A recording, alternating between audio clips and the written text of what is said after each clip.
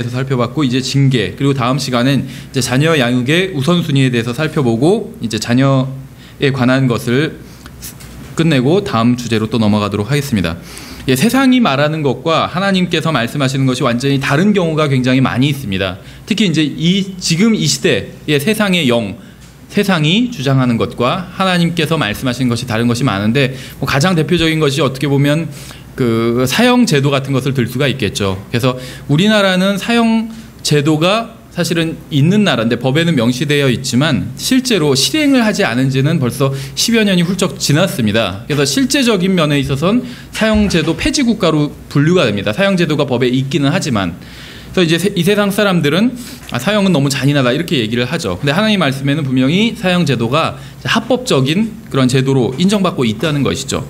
근데 이것 외에도 또 다른 것이 있는데, 이제 이 자녀 양육에 대한 것이 아닌가 이렇게 생각을 합니다. 특히 이제 자녀를 징계하는 방법에 있어서 세상이 말하는 것과 하나님의 말씀에 기록된 것과는 좀 차이가 있는 것을 우리가 알 수가 있죠. 근데 시편 33편 4절에서는 주의 말씀은 옳으며 그분의 모든 일은 진리 안에서 이루어지는도다 이렇게 말씀하고 있어요. 그래서 주님의 말씀이 옳다고 말씀하고 있어요. 또 로마서 3장 4절에선 하나님은 진실하시되 사람은 다 거짓말쟁이라 이렇게 말씀하고 있죠. 그래서 하나님의 말씀과 사람의 의견이 다른 경우엔 언제나 하나님의 말씀만이 참된 진리라는 것을 알 수가 있습니다. 여러분이 이 세대에게 또 이 세상 사람들에게 하나님의 말씀에 근거한 아이들의 징계에 대해서 이야기를 하면 사람들은 여러분을 시대에 뒤처진 사람이라고 얘기할 겁니다. 그렇죠. 그래서 저는 자녀의 징계에 대한 말씀을 전하기 전에 이제 두 가지 사실을 명확히 좀 짚고 넘어가야 되는데, 첫째는 하나님께서는 언제나 옳으시다는 겁니다. 우리와 생각이 좀 다른 경우라 할지라도, 특히 우리와 생각이 다른 경우에 하나님이 옳으시고 우리가 잘못된 것이죠. 그래서 이 세상 사람들이 전체가 반대한다 할지라도 하나님께서는 항상 옳으시다는 것입니다.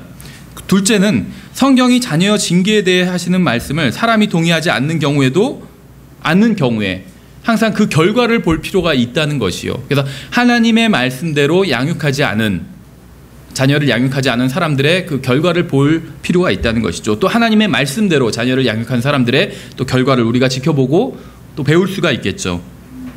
하나님의 말씀으로 양육받은 아이들과 그렇지 않은 아이들을 비교해보면 굉장히 큰 차이가 있다는 것입니다. 아이들은 성경대로 양육하지 않으면 항상 잘못된 길로 가게 됩니다. 우리는 이번 시간에 정말 귀여운 아이들이 왜 자주 바로잡혀야 하고 우리의 사랑하는 아이들이 잘못할 때 어떻게 징계해야 되는지, 하나님의 말씀에 어떻게 나와 있는지 좀 살펴보도록 하겠습니다. 에베소서 2장에 보시면 잘 아시는 말씀인데 2장 1절부터 3절에 이제 우리가 구원받기 전에 어떤 사람이었는지에 대해서 말씀하고 있죠. 에베소서 2장 1절에 보시면 또 그분께서 범법과 죄들 가운데서 죽었던 너희를 살리셨도다. 우리가 영적으로 완전히 죽어있던 사람이라고 말씀하고 있어요. 지나간 때에는 너희가 그것들 가운데서 이 세상의 행로를 따라 걸으며 공중의 권세 잡은 통치자 곧 지금의 불순종의 자녀들 가운데서 활동하는 영을 따라 걸었느니라. 그래서 구원받기 전에 우리는 불순종의 자녀들이었다고 말씀하고 있어요. 또 불순종의 자녀들 가운데서 살았다고 말씀하고 있죠. 지나간 때에는 우리도 다 그들 가운데서 우리 육신의 욕심 안에서 생활하며 육신과 생각의 욕망을 이루어 다른 사람들과 같이 본래 진노의 자녀들이었으나 이렇게 말씀하고 있어요. 왜 이 말씀을 지금 인용하고 있냐면 우리가 이제 자녀 양육, children에 대해서 보고 있죠. 근데 성경에서 children이라는 단어를 사용하고 있는데 긍정적인 하나님의 자녀들이라고 할 때도 사용하고 있고, 여기서 말씀하시는 것처럼 불순종의 자녀들, 또 진노의 자녀들이라고 표현할 때도 사용하고 있다는 것입니다. 이것은 물론 이제 그 아이들에게만 해당되는 말씀은 아니에요. 그렇죠. 우리가 구원받기 전에 우리에 대한 말씀입니다. 그런데 이 자녀들이라는 이 단어를 사용할 때, 이제 우리가 성경을 공부할 때 이제 어떤 단어를 볼 때 그 단어가 다른 단어와 어떻게 연관을 지어서 사용되고 있는지 성경에서 이걸 볼 필요가 있다는 것이에요. 하나님의 자녀들 이런 표현도 나오는데 반대로 불순종의 자녀들이라는 표현도 사용되고 있다는 것이죠. 그런데 누가 불순종의 자녀들이냐면 육신적으로 태어난 사람, 그러니까 본래 그냥대로 출생한 사람, 거듭나지 않은 사람은 불순종의 자녀들이라는 것이요. 그렇죠. 그래서 우리의 자녀들도 태어날 때 보면 굉장히 귀엽잖아요. 그렇지만 불순종의 자녀인 채로 태어났다는 것입니다. 그래서 모든 시대의 모든 아이들은 죄를 짓습니다. 어른이 죄를 짓는 것과 마찬가지로 아이들도 죄를 짓습니다. 특히 부모의 말을 거역해요. 그렇죠. 아이들이 짓는 죄 중에 가장 많은 부분을 차지하는 것이 바로 부모의 말을 거역하는 것입니다. 부모가 정해놓은 선을 넘는다는 것이요. 부모가 어떤 선을 정해놓든지 간에 아이들은 그 선을 넘어서는 안 됩니다. 죄를 짓는 것은 인간의 본성에 속한 일입니다. 그렇죠. 그래서 아이들은 이 본성에 따라서 죄를 지을 뿐이에요. 그래서 가만히 아이들을 두면 죄를 짓는다는 것입니다. 타락한 인간의 본성은 언제나 죄를 짓는 쪽으로 향하고 있죠. 60km로 가라고 하면 80km로 갑니다. 그래서 80km로 가라고 하면 100km로 가요. 그렇죠. 무료로 하나씩만 가져라고 그러면 2개를 가져가요. 꼭. 이것이 바로 인간의 본성이라는 것이죠. 어떤 선을 넘는다는 것이에요. 항상. 따라서 인간의 본성을 타고난 모든 아이들은 법을 위반하고 규칙을 어기려고 한다는 것이죠. 또 부모에게 순종하지 않으려고 한다는 것이에요. 그래서 성경에선 불순종의 자녀들이라고, 거듭나지 않은 사람은 불순종의 자녀들이라고 말씀하고 있다는 것이죠. 그래서 아이들이 거듭나기 전에는 불순종의 자녀라는 것이에요. 부모에게 순종하지 않는다는 것입니다. 그럼 어떻게 하느냐? 성경에선 순종하지 않는 자녀들을 다루는 방법에 대해서 말씀하고 있어요. 우리가 이제 그것에 대해서 살펴보도록 하겠습니다. 성경은 불순종의 자녀들이라는 표현을 사용하고 있습니다. 그래서 아이들은 어머니에게 불순종하죠. 아버지에게 불순종하고 선생님에게 불순종합니다. 그리고 궁극적으로는 하나님께 불순종해요. 그래서 성경에선 자연적으로 태어난 사람들, 아이들을 불순종의 자녀들이라고 부르고 있다는 것이죠. 또 성경에선 진노의 자녀들이라고 말씀하고 있어요. 이것은 요한복음 1장이나 로마서 1장에서 말씀하신 것처럼 우리에게 양심과 하나님께서 비춰주신 빛이 있음에도 불구하고 우리가 항상 곁길로 가고 있기 때문에 하신 말씀입니다. 하나님께서 존재하시는 것을 알고 있음에도 그분을 믿지 않고 빛이 있다는 사실을 알고 있음에도 그 빛을 받아들이지 않는 것이죠. 또 바른 일이 무엇인지 알고 있음에도 불구하고 잘못된 길로 간다는 것이에요. 그래서 진노의 자녀들이라고 표현하고 있죠. 그런데 우리가 비록 죄악된 본성을 가지고 있지만 하나님을 알만한 것이 우리 속에 있고 하나님께서는 우리에게 진리의 빛을 비춰주셨기 때문에 우리가 어쩔 수 없이 죄를 지을 수밖에 없었다는 핑계를 댈 수는 없다는 것이죠. 고린도전서 2장에 보시면 또 이제 구원받기 전의 사람의 상태에 대해서 말씀하고 있어요. 근데 이러한 상태들이 그냥 단순히 구원받기 전에 성인에게만 해당되는 것이 아니라 구원받기 전에 아이들에게도 해당된다는 것이요. 그리스도인 부모가 있는 가정에서도 마찬가지입니다. 구원받기 전에 아이들은 방금 에베소서 2장의 말씀이나 이 고린도전서 2장의 말씀이 해당된다는 것이요. 14절에 보시면 그러나 본성에 속한 사람은 구원받지 않은 사람 말하는 것이요. 거듭나지 않은 사람, 자연 그대로 태어난 사람, 본성에 속한 사람은 하나님의 영의 것들을 받아들이지 아니하나니 그것들이 그에게는 어리석은 것이니라. 성경에 이렇게 되어 있습니다 하고 얘기하는 것들이 다 어리석게 여겨진다는 것이요. 그래서 뭐 어쨌다는 건가 이런 생각을 한다는 것이죠. 또 그가 그것들을 알 수도 없나니 단순하게 성경 말씀이 어리석게 여겨질 뿐만 아니라 알지도 못한대요. 무슨 말을 하는지도 모르겠다는 거예요. 우리는 요한복음 3장 16절이 무슨 말을 하는지 알고 있죠. 구원받지 않은 사람은 예수님을 믿지 않으면 지옥에 간다는 거예요. 우리는 그 말씀을 보면 다 알고 있어요. 그런데 그 말씀을 아무리 읽어줘봐야 구원받지 않은 사람은 그 말씀이 의미하는 것을 모른다는 것이요. 그렇죠? 그래서 또 그가 그것들을 알 수도 없나니 이는 그것들이 영적으로 분별되기 때문이니라 이렇게 말씀하고 있어요. 이 말씀에 의하면 아이들은 본성상 불순종적입니다. 아이들에게 하나님께서 아들을 보내셔서 십자가에 달려 죽게 하시고 아이들의 죄값을 모두 치러주셨다는 사실을 이제 가르치죠. 부모들이, 구원받은 부모들은. 이외에도 성경을 가르치지만 아이는 이해하지 못한다는 것이요.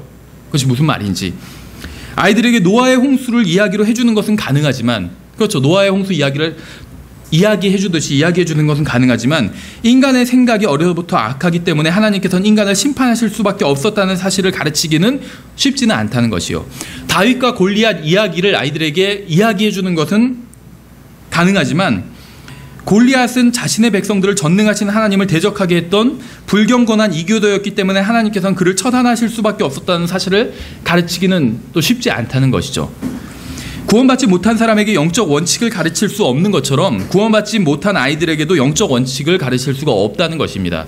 어리석게 보인다는 것이에요. 아이들에게는. 그러므로 우리는 불순종하는 진노의 자식인 거듭나지 못한 우리의 사랑하는 아이들에게 영적인 방법으로 하나님의 말씀을 가르칠 수 없다는 거예요. 성경에서 그렇게 말씀하고 있잖아요. 거듭나지 못한 사람에겐 그것이 어리석게 보인다고. 그렇죠. 그런데 우리가 아이들이 구원받을 때까지 기다리거나 성경적으로 교육받을 때까지 기다리거나 아니면 성령님께서 그리스도를 닮은 새로운 창조물로 아이들을 빚으실 때까지 기다린다면 그때는 너무 늦다는 거예요. 그렇죠. 아이들이 복음을 이해할 수 있을 때까지, 그래서 복음을 이해하고 예수님을 믿고 구원받을 때까지 기다린다면 너무 늦게 된다는 것이죠. 그렇죠. 그래서 우리는 진노의 자녀들인 우리 아이들이 복음을 이해하고 거듭날 수 있기 전까지 무엇인가를 해야 된다는 것이요. 그러니까 아이들이 구원받기 전에 하나님의 말씀을 이해할 수 없어요. 그러니까 구원받은 사람한테는 하나님의 말씀으로 설명을 해주면 돼요. 왜 어떤 것을 해야 되고 하지 말아야 되고 하나님의 뜻이 무엇인지 설명을 해주면 된다는 것이요. 그렇죠. 그러니까 1차적인 교육 방법이 하나님의 말씀을 통한 교육 방법을 하면 된다는 것입니다. 구원받은 사람들에겐. 근데 아이들이 구원받기 전엔 이것을 이해하지 못한다는 것이요. 그래서 물론 구원받지 못한 아이들에게도 성경 이야기를 해줘야 되고 하나님의 말씀을 가르쳐야 돼요. 근데 이제 아이들이 이해하지 못하기 때문에 구원받기 전까지는 아이들이 무엇인가를 해야 될 것이 있다는 것입니다. 또 무엇인가를 해야 되고, 하나의 거짓 교리는 또 다른 거짓 교리를 거짓 교리로 인도를 합니다. 그러니까 거짓 교리가 거짓 교리를 낳는다는 것이죠. 예를 들면 개신교회는 로마 천주교로부터 나왔어요. 그렇죠. 로마 천주교회에 속해 있던 신부들이 교황의 잘못을 지적하고 항의했고 끝내 천주교회를 이제 개혁한 것이죠. 나름대로의 방법으로. 그래서 개신교회를 만든 것입니다. 이것이 바로 개신교회에서도 유아 세례를 주는 이유인 것이에요. 왜 유아 세례를 주는지 아세요? 유아 세례를 통해서 아이가 그리스도인이 될 수 있다고 믿기 때문입니다. 그렇죠. 그래서 개신교회에서는 3살짜리 아이도 유아 세례를 받았다면 하나님의 자녀라고 주장하는 것이에요. 9살짜리 아이도 유아 세례를 받았다면 자동적으로 하나님의 자녀가 된다고 그렇게 가르친다는 것이죠. 그러나 성경은 분명하게 주님을 믿는 사람들, 주님의 이름을 받아들인 사람들에게만 하나님의 아들이 되는 권능을 주신다고 요한복음 1장에서 말씀하고 있어요. 그렇죠. 하나님을 믿는 방법 외에는 유아 세례를 받는다든지 그런 것을 통해서 하나님의 자녀가 될 수 없다고 분명하게 말씀하고 있다는 것이죠. 어린 아기는 예수 그리스도를 믿을 수가 없어요. 어린 아기는 예수 그리스도를 구원자로 받아들일 수가 없죠.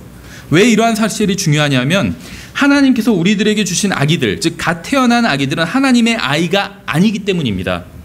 물론 하나님께서 놀라운 창조물로 직접 아기를 만드셨지만 그럼에도 예수 그리스도를 믿지 않으면 누구도 하나님의 아들이 될 수 없기 때문이에요. 이것은 우리 아이들에게도 해당된다는 것이죠. 그래서 갓 태어난 아기 혹은 아직 예수 그리스도를 믿지 않는 아이는 하나님의 아들이 아니라는 거예요. 불순종의 자녀라는 것이에요. 진노의 자녀고. 이게 굉장히 중요하다는 것입니다. 물론 우리가 아이들에게 복음을 전하고 아이들이 복음을 받아들이면 아이들도 하나님의 아들들이 됩니다. 하나님의 자녀가 돼요. 그러나 그렇게 되기 위해서는 복음을 이해할 만큼 아이가 자라야 된다는 것이죠. 어린아이가 복음을 이해할 수는 없어요. 이해하지 못한 것을 받아들일 수는 없는 것이죠. 그래서 아이가 복음을 이해하고 예수 그리스도를 구원자로 받아들일 때까지 아이들을 영적인 방법으로 훈계할 수가 없다는 것이에요. 그렇죠. 왜냐하면 거듭나지 않은 아이들은 하나님의 영의 일들을 받아들이지 못하기 때문에 그렇게 나와 있잖아요. 그래서 거듭나지 못한 아이들에게는 영적인 것들이 어리석은 것으로 보일 뿐이라는 것이죠. 그래서 하나님의 영의 일들은 영적으로만 분별할 수가 있습니다. 그러므로 우리는 아이들을 훈계하기 위한 다른 성경적인 방법을 찾아봐야 된다는 것이요. 그러니까 하나님의 말씀으로 가르치는 것, 이것이 이제 아이들을 훈계하는 하나의 방법인데 구원받지 않은 아이들에게는 이것이 해당되지 않는 경우가 많다는 것이죠. 그래서 또 다른 성경적인 방법을 찾아야 된다는 것입니다. 이제 우리가 그것을 좀 본격적으로 찾아보도록 하겠습니다. 먼저 이제 잠언을 주로 볼 텐데 일단 전도서 8장을 보시면 전도서 8장에 굉장히 중요한 원칙이 나와 있습니다. 8장 11절에 보면 악한 일에 대한 판결이 신속히 집행되지 아니하므로 그런 까닭에 사람들의 아들들의 마음이 악을 행하려고 그들의 속에서 완전히 고정되었도다 이렇게 말씀하고 있어요. 참 표현이 놀랍지 않아요? 물론 사람들의 아들들, 우리를 가리키는 거지만 또 다른 면에서는 우리의 자녀들을 가리키는 것이기도 해요. 그렇죠. 사람들의 아들들.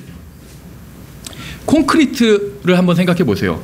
콘크리트는 마르기 전에 모양을 잡아야 돼요. 그렇죠. 그래서 콘크리트를 붓고 그걸 잘 이제 다듬습니다. 자기가 원하는 계단을 만들려면 계단 모양으로 다듬고 또 평평한 평지를 만들려면 평지 모양으로 다듬어요.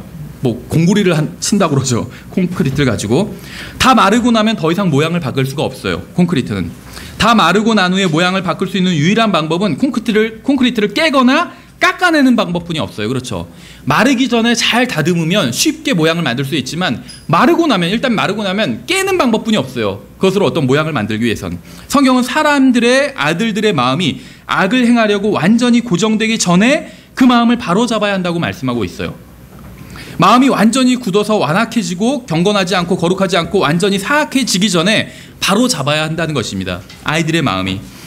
콘크리트가 아직 굳기 전에 전과 같이 아직 마음이 완전히 완악하게 굳기 전에 악한 일에 대한 판결이 신속히 집행함으로 바로 잡아야 된다는 것이요. 그러니까 아이들이 성장하면 좋아질 거라고 생각하는 것은 하나님을 거짓말쟁이라고 하는 것입니다. 아이들이 스스로 깨달을 때까지 기다려야 한다는 것도 하나님을 거짓말쟁이라고 하는 것이요. 모르겠어요. 현대의 교육은 그런 식으로 아이들을 양육해야 된다고 주장할지 모르지만 하나님의 말씀은 다르다는 것이죠. 아이들을 바로잡지 않으면 같은 죄를 반복해서 지을 것입니다. 아이들이 처음 죄를 지었을 때부터 바로 잡아야 된다는 것이요. 아직 아이들의 마음은 말랑말랑하다는 것이요. 그때 바로 잡지 않으면 나중에 아이가 성장해서 마음이 굳어지면 그때는 바로 잡을 수가 없다는 것이요. 하나님께서 그 아이를 그 마음을 깨트리기 전엔 바로 잡을 수 없다는 것이죠. 아이들에게 말로 경고해놓고 실제로 바로잡지 않으면 아이들은 더 이상 부모의 말을 믿지 않게 될 것입니다. 그러면 아이들은 더 과감하게 죄를 지을 것이요. 아이들이 죄에 대한 징계를 미루면 결국 아이들의 마음은 악한 상태로 콘크리트처럼 굳어지게 된다는 것이죠. 왜 아이들이 죄에 대한 하나님의 징계를 믿지 않게 되는지 아세요? 죄를 지어도 엄마가 징계하지 않기 때문이요. 죄를 지어도 아빠가 징계하지 않기 때문이요. 심판과 징계에 대한 또 진노와 형벌에 대해서는 이야기를 하지만 부모가 실제로 아무런 징계도 하지 않기 때문에 아이들은 자신이 어떤 죄를 지어도 나중에 하나님께서 징계하지 않으실 것이라고 생각하게 된다는 것이죠. 그래서 부모로부터 아무런 징계를 받지 않고 자란 아이는 그런 아이에게 하나님의 말씀을 전하기는 쉽지 않다는 것입니다. 아이들은 하나님에 대한 개념을 부모로부터 배우는 경향이 있어요. 그래서 아이가 잘못을 해도 부모가 아무런 징계를 하지 않으면 아이는 하나님도 결국 죄에 대해서 아무런 징계도 하지 않으실 것이라고 생각할 수 있다는 것이죠. 하나님께서는 심판하지도 않으시고 죄를 지어도 정죄받거나 벌을 받지 않게 될 거라고 생각한다는 것이요. 그래서 결국 부모로부터 징계받지 않은 아이는 하나님을 두려워하지 않는 사람으로 자라나게 된다는 것이요. 그렇죠. 주님을 두려워하는 것이 지식과 지혜의 시작이고 또 주님을 두려워하는 사람은 악으로부터 떠난다고 하시는 하나님의 말씀이 사실이라면 아버지를 전혀 두려워하지 않고 어머니를 전혀 두려워하지 않고 선생님을 전혀 두려워하지 않고 법을 집행하는 사람을 전혀 두려워하지 않는 아이는 결국 하나님도 두려워하지 않는 사람으로 자라게 된다는 것입니다. 그래서 징계를 해야만 한다는 것이요. 아이를 바로잡고 하나님을 두려워하는, 징계를 두려워하는 사람으로 아이를 양육하기 위해서. 두려워한다는 것은 현대 어떤 심리학에서는 굉장히 부정적인 것으로 보지만 성경에서는 굉장히 긍정적인 것으로 봅니다. 주님을 두려워해서 악을 떠나는 것, 이것이 지혜라고 말씀하고 있어요. 그렇죠. 주님을 두려워하는 것이 지혜의 시작이에요. 성경에 의하면. 과거에 왜 많은 사람들이 어렸을 때 구원받았는지 아세요? 과거에. 지금은 우리나라에서도 기독교인이 감소하는 추세예요. 구원받는 사람이 줄어들고 있다는 것이에요. 그런데 이것이 자녀 교육과 또 자녀에 대한 징계와 관련이 있다는 것입니다. 과거에는 때렸어요. 그렇죠. 자녀들을 때렸어요. 집에서도 잘못을 하면 집에서도 맞고 학교에서도 맞았어요. 근데 지금은 맞지 않아요, 아이들이. 그렇죠. 집에서도 안 때리고 학교에서는 때릴 수가 없죠. 학교에서 잘못을 저지르면 선생님한테 맞았어요, 과거에는. 집에서 잘못을 저지르면 어머니에게 맞았어요. 그래도 말을 듣지 않으면 아버지가 오면 2배로 더 맞았어요. 그렇죠. 그래서 누군가의 집에 찾아가 복음을 전하면서 계속해서 죄를 회개하지 않고 그대로 살면 하나님께서 징계하실 것이라고 경고를 하면 사람들이 그 경고를 받아들였다는 것이요. 미국도 그랬다고 그래요. 불과 70년대, 80년대까지만 해도. 많은 사람들이 죄에 대한 징계인 지옥에 대한 두려움 때문에 구원을 받습니다. 이건 절대 잘못된 것이 아니에요. 하나님의 사랑을 맛보아서 구원받을 수도 있지만 죄에 대한 두려움 때문에 구원받는 사람들도 많이 있어요. 근데 이것은 전혀 잘못된 것이 아니라는 것이에요. 왜냐하면 부모로부터 징계를 받은 아이는 죄에 대한 징계라는 것이 존재한다는 사실을 몸으로 배웠기 때문에 하나님께서 죄에 대해 징계하실 것이라는 사실도 받아들이게 된다는 것이요. 그래서 구원받는다면 좋은 일이라는 것입니다. 나쁜 것이 아니라는 것이죠. 오늘날은 학교에서 교사가 잘못을 범한 아이를 징계하면 부모가 찾아와서 교사를 고소하는 시대입니다. 그래서 오늘날은 아이들에 대한 징계가 사라진 시대예요. 그래서 징계를 받지 않고 성장한 아이들은 결국 하나님도 믿지 않게 되어버렸다는 것이죠. 그러므로 우리는 불순종의 자녀들이고 또 영적인 것들을 이해하지 못하는 순종하지 않는 아이들을 징계해야 된다는 것이요. 하나님의 말씀을 알아듣지 못하기 때문에 하나님의 말씀을 통해서 깨달음을 줄 수 없기 때문에 징계를 통해서 깨달음을 줘야 된다는 것이죠. 잠언 1장을 이제 보시면 이제 잠언을 좀 찾아보겠습니다. 잠언 1장을 보시면 우리는 여기서 잠언이 기록된 목적을 볼 수가 있습니다. 잠언 1장에 주를 두려워하는 것이 지식의 시작이거늘. 사람들은 두려움이 잘못된 것이라고 하지만 성경에 의하면 두려움은 좋은 것입니다. 주님을 두려워하는 것이 지식의 시작이거늘 어리석은 자들은 지혜와 훈계를 멸시하느니라 이렇게 말씀하고 있어요. 하나님을 두려워하지 않으면 배워야 할 것을 배우지 못하는 경우가 너무나도 많이 있습니다. 하나님을 두려워해야지 하나님의 말씀을 배울 수가 있어요. 1장 10절에 보시면 계속해서 내 아들아 죄인들이 너를 꾀일지라도 너는 동의하지 말라 이렇게 말씀하고 있어요. 잠깐 생각해 보면 하나님의 말씀에 의하면 아이들도 죄인입니다. 그렇죠? 여러분의 아이들의 친구들도 죄인이에요. 아이들만 죄인인 것이 아니라 그 아이들 주위에 있는 아이들의 친구들도 다 죄인입니다. 또 여러분이 반드시 알아야 될 사실은 여러분의 아이들도 죄인이고 여러분의 아이들을 주위를 둘러싸고 있는 친구들도 모두 그 아이들도 모두 죄인이라는 사실입니다. 여러분의 아이들을 둘러싼 그 아이들의 친구들이 여러분의 아이들이 죄를 짓도록 꾀일 것이라는 것이에요. 성경이 그렇게 말씀하고 있잖아요. 그렇죠? 저는 여러분의 아이들의 친구들이 모두 끔찍한 짓만을 한다거나 아니면 극도로 사악한 죄인들이다 이런 얘기를 하는 것이 아닙니다. 다만 그들 모두 여러분 아이들의 친구들이 그 친구들도 모두 죄를 짓고 싶어하는 그러한 성향을 가지고 있다는 것이요. 죄인이라는 것이죠. 그래서 이 사실을 반드시 기억해야만 합니다. 성경은 단 한 번도 죄의 결과가 즐거운 것이라고 말씀하신 적이 없어요. 죄의 과정이 잠깐 즐거움을 일시적인 즐거움을 줄 수 있지만 죄의 결과는 항상 즐거움이 아니라는 것입니다. 그럼 성경은 죄의 결과가 무엇이라고 말씀하고 있냐면 사망이라고 말씀하고 있어요. 죄의 삭은 사망이라 이렇게 말씀하고 있죠. 죄는 죽음을 가져옵니다. 죄를 짓는 동안은 잠시 즐거울 수 있으나 하나님은 조롱당하지 않으시고 심은 대로 거두게 하시기 때문에 언젠가는 반드시 자신이 뿌린 죄의 씨앗에서 자란 것을 거두게 하신다는 것이죠. 아이들도 마찬가지라는 것이에요. 그래서 징계를 함으로 그 아이들이 죄를 더 이상 짓지 못하게 막지 않으면 결국 아이들은 끔찍한 것을 거두게 된다는 것입니다. 하나님께서는 죄의 열매가 바로 열리는 게 아니라 나중에 때가 되면 열린다고 말씀하고 있어요. 물을 준다고 해서 바로 열매가 열리는 것은 아니죠. 그렇죠? 심은 것이 바로 싹을 내지 않아도 언젠가는 싹을 내서 심은 대로 거두게 될 것이라는 것이죠. 죄가 그것을 범하는 동안에는 즐거워 보이지만 그 결과는 항상 참혹합니다. 아이들에게 이 사실을 가르쳐야 돼요. 그래서 아이들은 죄가 주는 즉각적인 즐거움만 생각하지 그 결과를 생각하지는 않아요. 그렇죠. 문제는 거듭나지 않은 아이들은 하나님의 영의 일들을 받아들이지 못한다는 것입니다. 하나님의 말씀을 통해서 아이들을 바로잡을 수가 없다는 것이에요. 그래서 징계가 필요한 것이에요. 하나님의 말씀으로 바로잡을 수가 없기 때문에 거듭나지 않은 어린 아이들은 또 징계를 통해서 바로잡아야 된다는 것이죠. 계속해서 1장 20절을 보시면 지혜가 밖에서 외치며 거리에서 자기 목소리를 내고 군중이 모이는 중요한 곳과 성문 통로들에서 외치며 도시 안에서 자기의 말들을 내어 이르되 단순한 자들아 너희가 어느 때까지 단순함을 사랑하겠느냐 비웃는 자들이 어느 때까지 자기들의 비웃는 것을 기뻐하고 어리석은 자들이 지식을 미워하겠느냐 너희는 내 책망을 듣고 돌이키라 이렇게 말씀하고 있죠.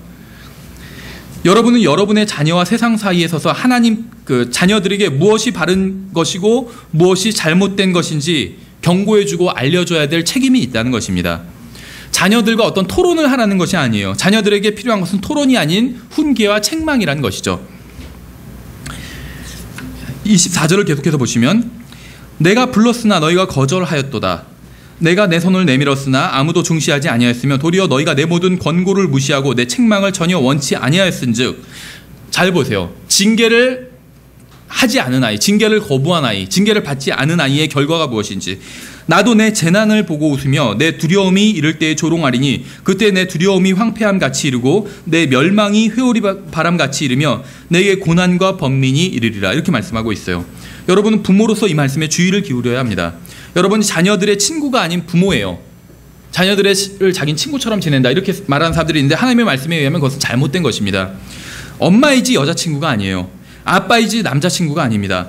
왜냐하면 죄의 길에서 벗어나지 않은 아이들을 기다리는 것은 재난과 멸망과 고난과 번민이기 때문이에요. 그래서 부모는 아이들을 죄인의 길에서 하나님의 길로 인도할 책임이 있다는 것이에요. 인도자고 훈계와 징계를 하는 사람인지 부모지 친구가 아니라는 것이에요.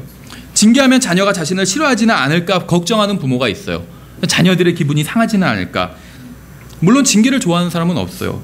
자녀들도 징계를 받으면 그 당시에는 부모를 원망하고 미워할 수가 있습니다. 그렇죠. 아직 아이들이 어리기 때문에 아버지가 나를 미워해서 때리나 보다 이렇게 생각할 수 있다는 것이죠. 그러나 징계를 받은 아이들만이 미래를 바르게 대비할 수 있다는 것이에요. 그렇죠. 누군가는 여러분의 아이들을 훈련시켜야 됩니다. 여러분의 아이들은 훈련이 필요해요. 누군가 그 일을 해야 돼요. 훈련시키는 일을. 아이들의 친구들이 그 일을 할 수도 있고 여러분이 할 수도 있어요. 여러분이 아이들을 바른 길로 인도하지 않는다면 아이들의 친구들이 자신들의 길로 아이들을 인도해 갈 것입니다. 그렇죠. 그래서 친구 따라서 잘못된 길로 돌아서는 아이들이 너무나도 많이 있어요. 자신의 아이들을 믿기 때문에 간섭하지 않는다는 부모도 있습니다. 문제는 주위에 있는 다른 아이들이 영향을 줄 것이라는 점이에요. 그렇죠. 부모가 간섭하지 않으면 다른 아이들이 간섭해서 아이들을 나쁜 길로 인도해 간다는 것입니다. 여러분의 아이들 주위에는 그들에게 매우 큰 영향을 주는 다른 아이들이 있어요. 불행하게도 대부분의 경우 여러분의 아이들은 여러분보다는 친구들에게 더 큰 영향을 받게 된다는 것입니다. 그렇기 때문에 손 놓고 있으면 완전히 한쪽으로 쓸려가 버릴 수밖에 없다는 것이에요. 22장 15절을 보시면, 잠언 22장 15절을 보시면, 이제 그러면 구원받지 못한 아이들, 거듭나지 못한 아이들, 영적인 것들을 이해하지 못한 아이들을 어떻게 징계해야 되는지, 아이들이 잘못했을 때 어떻게 징계해야 하는지 이제 구체적인 방법이 나와 있습니다. 그러니까 성경은 영적인 사람, 구원받은 사람을 어떻게 훈계해야 하는지도 나와 있고, 구원받지 못한 아이들을 어떻게 훈계해야 하는지도 나와 있어요. 잠언 22장 15절에 보시면, 아이의 마음에는 어리석음이 매여 있거냐. 모든 아이의 마음에는 어리석음이 있어요. 그렇죠. 바로잡는 회초리가 그것을 몰아내어 그에게서 멀리 떠나게 하리라, 이렇게 말씀하고 있어요. 그러니까 아이들을 바로잡기 위해서는 반드시 회초리를 들어야 됩니다. 반드시. 이것은 제가 지어낸 말이 아니라 기록된 하나님의 말씀이죠.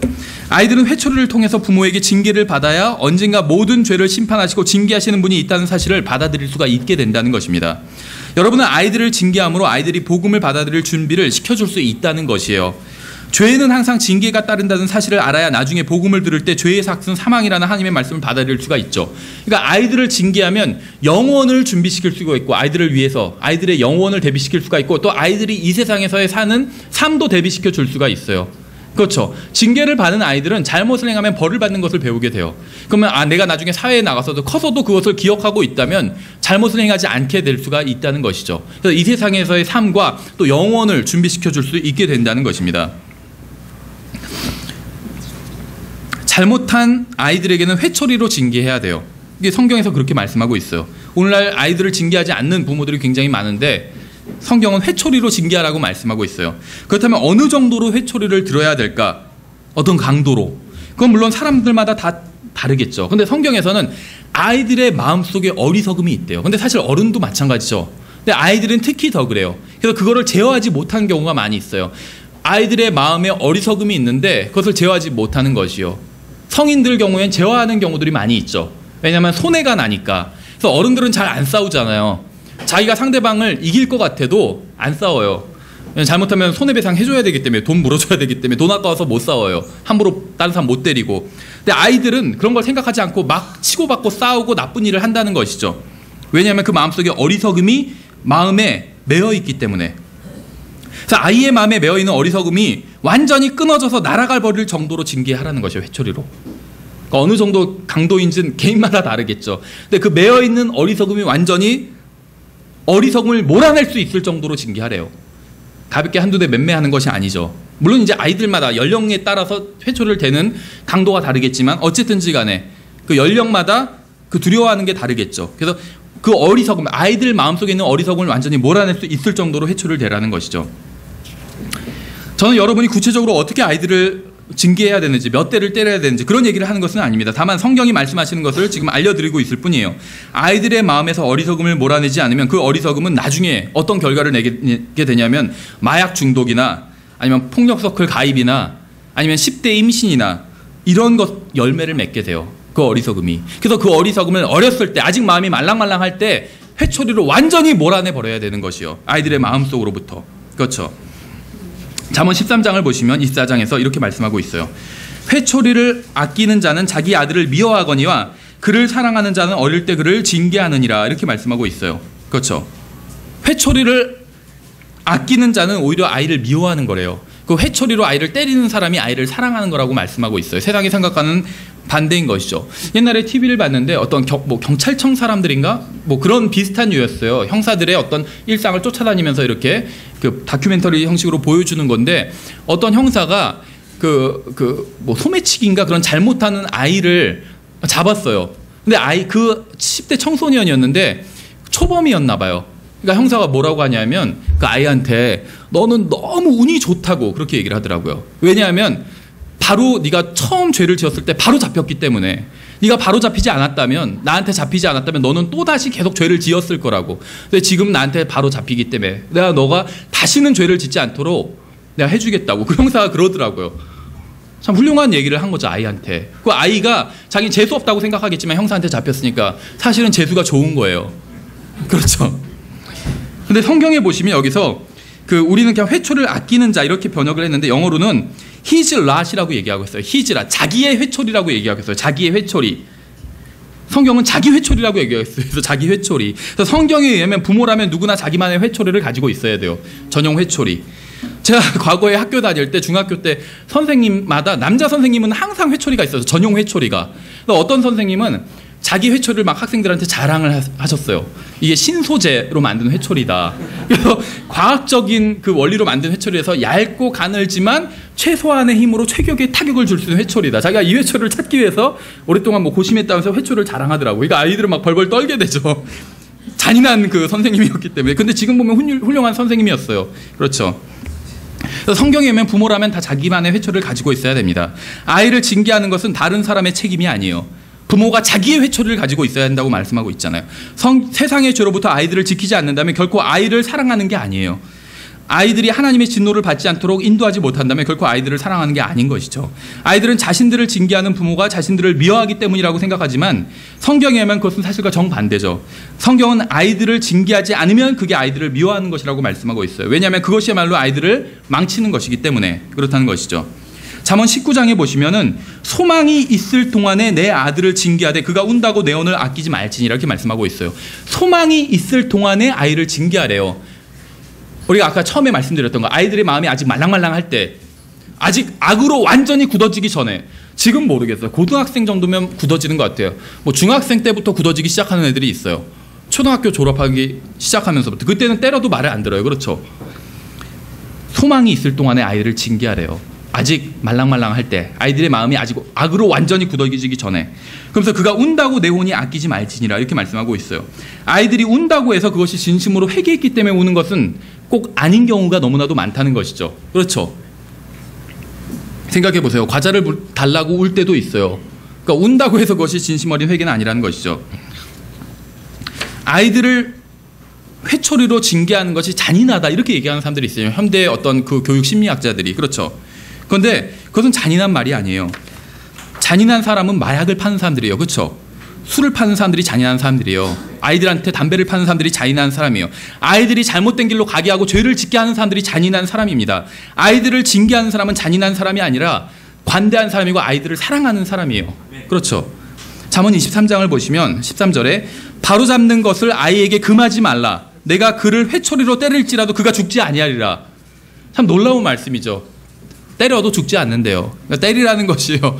옛날에 어떤 모르겠어요. 드라마인지 과거 뭐 조선시대 배경으로 한 드라마를 봤는데 왜 사또가 그러잖아요. 원님이 뭐 죄인을 놓고 네가 네 죄를 알렸다 이렇게 하잖아요.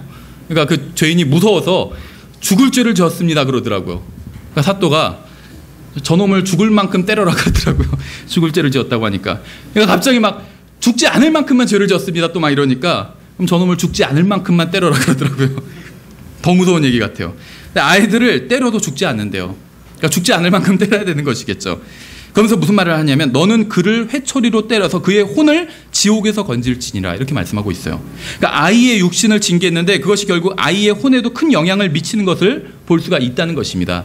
아이를 징계하면 그 아이의 영과 혼에 큰 영향을 미치는 일을 하는 거라는 것이에요. 거듭나지 않은 아이가 잘못했을 때 그의 육신을 징계하는 것은 아이의 영이 거듭날 수 있도록 하는 것입니다. 부모로부터 징계를 받으면서 자란 아이는 죄에 대한 형벌이 존재한다는 사실을 몸으로 터득해서 알고 있으므로 죄에 대한 하나님의 심판에 대한 말씀을 들으면 그 말씀을 받아들이고 예수 그리스도를 믿을 수 있는 가능성이 더 높다는 것이죠. 성경은 아이가 잘못했을 때 회초리로 때리라고 말씀하고 있습니다. 회초리로 때리라고. 주먹으로 쳐서 이빨을 부러뜨리라고 말씀하신 적은 없어요. 그렇죠. 아이를 징계한다는 명목 아래 폭행해서 상해를 입히는 사람들이 있는데 그런 사람들을 위한 장소가 있죠. 교도소가 있어요. 그런 사람들을 위한 장소가. 그러니까 폭행을 하거나 상해를 입히는 것은 징계가 아닙니다. 아이를 성경대로 회초리로 징계하지 않고 자기 마음대로 폭행하는 것은 그냥 그건 폭력일 뿐이에요. 아이가 구원받아서 성경을 이해할 수 있게 되어 회초리로 징계하지 않고 하나님의 말씀으로 깨달음을 줄 수 있기 전에는 회초리로 징계를 해야만 합니다. 잠언 10장에 보시면 그럼 아이의 어느 부분을 때려야 되는지도 나와 있어요. 참 성경이 놀랍죠. 아주 구체적이에요. 13절에 명철이 있는 자의 입술에서 지혜를 찾으려니와 명철이 없는 자의 등을 위에 회초리가 있느니라 이렇게 말씀하고 있어요. 등. 이제 우린 등이라고 번역했는데 여기서 백이라고 했어요. 백. 그러니까 뒷부분을 때리면 돼요. 아이의 뒷부분. 가장 하면 떠오르는 부분이 있죠. 엉덩이. 거기를 때리면 됩니다. 회초리로 때려야 될 때. 그래서 우리가 아이를 징계할 때 회초리로 때릴 때 아이의 뒷부분을 때려야 돼요. 엉덩이. 상처가 영구적으로 남는 곳이 아닌 부분. 다시 회복될 수 있는 부분. 엉덩이죠. 거기를 때려야 됩니다. 잠언 29장에는 29장 15절에 이렇게 말씀이 있습니다. 잠언 29장 15절에 회초리와 꾸짖음은 지혜를 주거니와 제멋대로 버려둔 자식은 자기 어머니에게 수치를 가져오느니라 이렇게 말씀하고 있어요. 회초리와 꾸짖음은 지혜를 준대요. 아이에게. 근데 제멋대로 아이를 두면 결국에는 수치를 가져오게 된대요. 수치를. 그렇죠. 아이들이 잘못했을 때 부모가 누굴까? 그렇죠. 부모가 어떻게 가르쳤길래 저렇게 애가 행동할까? 이렇게 욕하잖아요. 그렇죠. 그러니까 결국 부모가 욕먹게 된다는 것이요. 죄란 본성적으로 타고난 것입니다. 따라서 아이들을 징계하지 않고 그대로 놔두면 아이가 커서 무엇이 되겠습니까? 풍성한 죄의 열매를 맺을 것이고 그 아이를 낳고 기른 부모는 결국 수치를 당하게 될 것이요. 그렇죠.